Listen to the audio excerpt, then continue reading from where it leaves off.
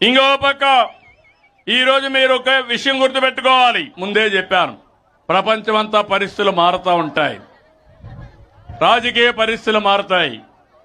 ఈరోజు అమెరికా ఉన్న పళంగా 25% డ్యూటీలు పెంచేశారు. దానివల్ల రైతులు పండించే పంటలన్నీ ఇబ్బంది వచ్చే పరిస్థితి వచ్చింది.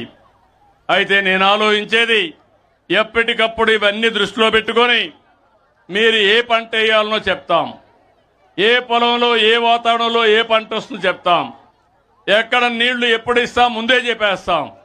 దాని ప్రకారం మీరు పంట వేసుకుంటే కొనే బాధ్యత, మిమ్మల్ని నిలబెట్టే బాధ్యత ఈ ప్రభుత్వాన్ని చెప్పి కూడా మీకు తెలియజేస్తున్నా.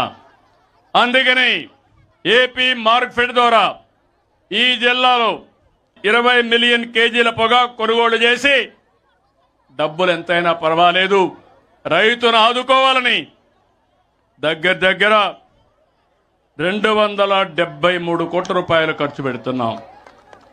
అందరూ మీనమేషాలు లెక్కేస్తారు.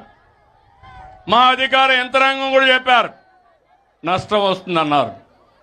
నష్టం వస్తే నేను భరిస్తా, నా రైతు చితికిపోవడానికి వీలు లేదని కొనుగోలు చేస్తున్నామని చెప్పి నేను మీకు తెలియజేస్తున్నా.